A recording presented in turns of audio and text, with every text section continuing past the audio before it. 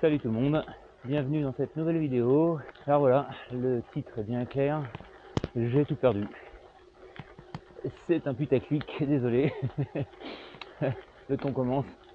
Ouais, j'ai tout perdu en gros, mes vidéos de mes vacances. Alors, tout perdu, pas complètement, mais en gros j'ai fait de la merde. Avec ma caméra qui est un peu à la verticale là en ce moment, des fois je la mets à l'horizontale, bref. Là, j'ai un petit mode où je peux changer l'orientation, mettre le film à la verticale pour du TikTok, genre comme ça quoi, ou du short et YouTube, ou à l'horizontale. Et en gros, le symbole qui dit que la vidéo est à la verticale est à la verticale, de la même manière dont j'ai mis ma caméra à la verticale sur mon harnais. Et en gros, bah voilà, j'ai donc filmé la verticale toutes mes vacances. Une cata.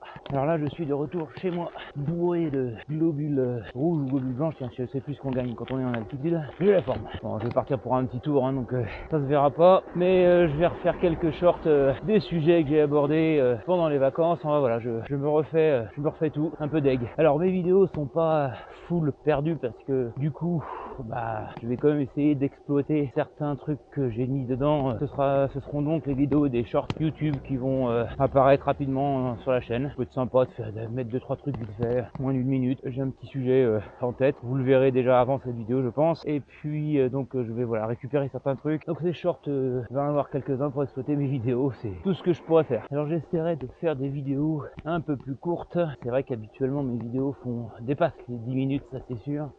Elles approchent souvent les 20 minutes et je sais que souvent les gens décrochent. Je parle tout le temps. Donc je vais essayer de me raccrocher des vidéos d'une dizaine de minutes. Ça sera peut-être plus dur pour moi, ça va être un test. Donc les vidéos perdu, le sujet est clos.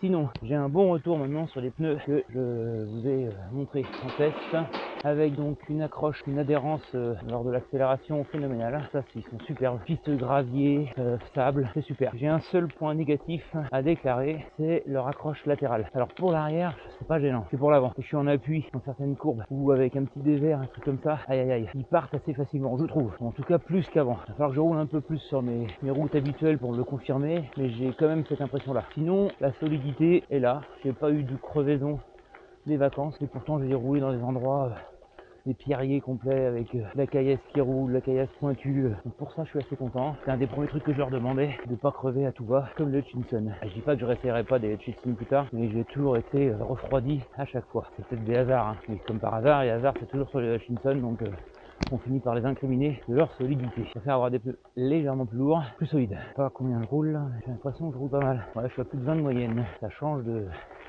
des vacances où j'ai fait des dénivelés de fou. Alors, vous le verrez sur mes sorties communes, ça grimpe bien. Et surtout, j'avais oublié mon plateau de 38 ans. Donc j'avais mon gros Shimano de 40.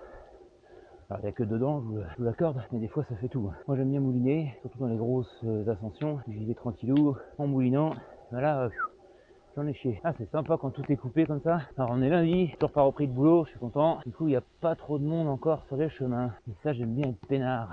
Ah oui, puis j'ai appris un truc pendant les vacances. J'ai mon pote Stéphane qui s'est fait chourer son vélo au tout début de ses vacances. En gros, il a même pas fait de vélo. Ils sont arrivés le soir, il a pas attaché son vélo pour la nuit. Le lendemain, il était plus là. Ah, Stéphane, je pense qu'en ce moment, tu vas regarder un peu plus mes vidéos. Donc si vous voyez un Topstone Cannondale violet, pas le modèle exact, c'est un alu, un taille S en vente sur le bon coin, etc. Bah, essayez de me le dire, mais un peu dégoûté quoi. Alors il avait des frais à faire dessus, heureusement qu'il a pas eu le temps de les faire. Ça c'est le pire je trouve, c'est de refaire un vélo propre et de se le faire chouer. Alors là c'est bien taillé, alors là les épines, oh, bon là ça va être le test ultime. Bon non, je roule dans les, c'est foutu pour moi, je vais crever c'est sûr. Je vais crever, c'est sûr et certain, même des deux pneus là. Je suis passé dans des oh là là, c'est même pas des ronces.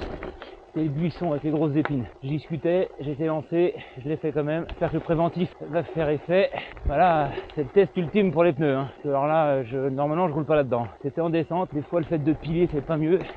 Parce que le pneu appuie encore plus fort sur les épines. Ah oui, il s'est fait piquer son vélo. C'était un petit camping familial en Ardèche. Là où j'étais en camping, c'était pareil, hein, très familial. Alors j'attachais les vélos, hein, mais très honnêtement, je laissais même le GPS sur le vélo. Enfin, il était sous une bâche, donc ça se voit pas, ça tire par le regard. Ça portait la poisse, mais ouais, je me suis jamais rien fait voler comme ça. Une fois même, C'est un truc de fou. La montre de sport, en VTT, grosse descente, j'accroche la montre sûrement dans une branche, je me rends pas compte en gros, et donc ça arrache le bracelet, elle tombe, et je me rends compte peut-être bien 5 km après quoi. Donc j'ai eu beau remonter les chemins, chercher un peu, dire bon bah c'est foutu. Et donc dans l'après-midi, après avoir roulé, je reçois un mail d'un mec qui avait trouvé ma montre. En gros, je venais juste de déverrouiller la montre. En fait, dès que je la sortais du poignet, elle a toujours un mot de passe. Et donc là, c'était chiant en fait, et sans avoir en train de taper le mot de passe. Donc je l'ai enlevé.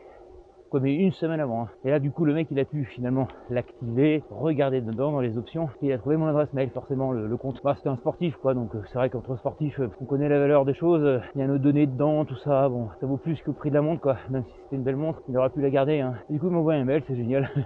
J'étais chez mes beaux-parents, et je lui ai ramené une bouteille de vin piquée dans la cave du beau-père. Super sympa quoi. Comme quoi, si elle était verrouillée, je l'aurais jamais retrouvée quoi. Ah, faut faire confiance des fois. J'avais je sais pas pourquoi, intérieurement j'avais un petit sentiment de bizarre de me dire que c'était pas forcément perdu, que quelqu'un allait la retrouver. Donc c'est cool. Quand vous trouvez un truc comme ça, en général, ça va déjà arriver, tu t'essayes de joindre les gens quoi. C'est mon gamin dans un magasin, mon gamin il avait quoi, 4, 5 ans, 6 ans même pas, dans un magasin, dans les rayons par terre, il est tombé sur une liasse de billets, enfin une liasse, il y avait 80 balles en billets de 10 ou de 20. Il a dit à sa mère, maman, regarde ce que j'ai trouvé.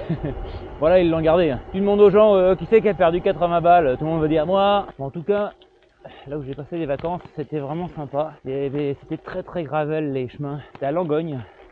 Alors c'est en dessous du Puy-en-Velay, c'est au bord d'un lac artificiel avec un barrage, le lac 2, les sacs. Et des chemins que du gravier comme ça, là, damé. Alors j'ai eu des pierriers de temps en temps, mais...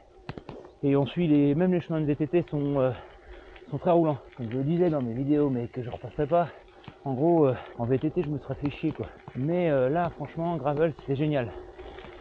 Du chemin très roulant, la double trace, pas de single comme là, mais donc des super chemins, je vous le conseille. Allez voir mon profil, c'est sûrement déjà fait d'ailleurs au moment où je passe cette vidéo, puisque j'ai quelques vidéos d'avance sur des sujets divers et variés. Vous avez dû voir où j'étais, et franchement les chemins sont géniaux. Voilà, j'y retournerai pas parce que c'était vraiment un peu le trou du cul du monde, il n'y avait pas grand chose à faire à côté. Les enfants sont fait un peu chier, mais si vous êtes tout seul ou en couple à faire du vélo, c'est pas mal. Alors des beaux dénivelés, hein. J'ai fait des 60 km avec 1200 mètres de dénivelé, hein, des trucs comme ça. Donc ça commence à causer un peu. Enfin, pour moi ça causait un peu en tout cas. Ouais, je touche du bois, mais pour l'instant mes pneus n'ont pas perdu de pression après avoir roulé sur ces satanés buissons d'épines. Ah, quand ils viennent juste de couper les chemins, c'est bien, au moins ils sont entretenus, mais c'est pas balayé quoi. Et franchement, je suis surpris que ces pneus ont un très bon rendement. Ils roulent très bien, ils relancent bien. Ça donne pas l'impression qu'ils freinent. Encore une fois, à part cette accroche latérale à l'avant, enfin en dévers, sur l'angle. C'est vraiment que ça de négatif, je pense, probablement, quand j'aurai usé le pneu arrière. Parce que le pneu arrière s'use quand même plus vite que l'avant.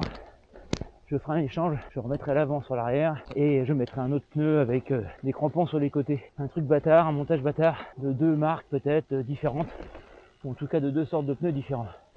Un pour l'arrière, un pour l'avant. Franchement en VTT c'est ce qu'on fait régulièrement, d'avoir un pneu spécifique accroche arrière et un pneu accroche latérale avant. Allez, ce petit chemin en descente, je l'adore.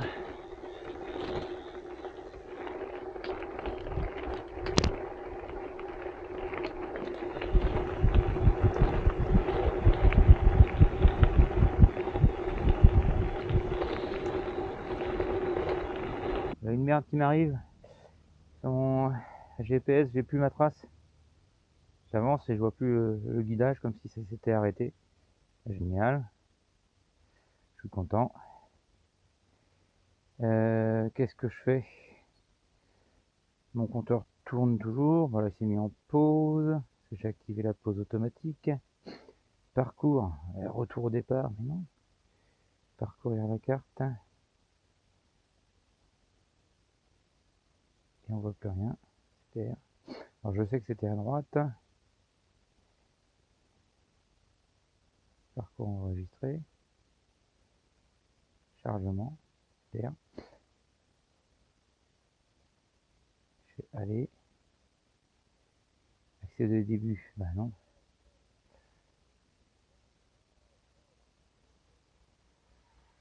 Ouais, bizarre.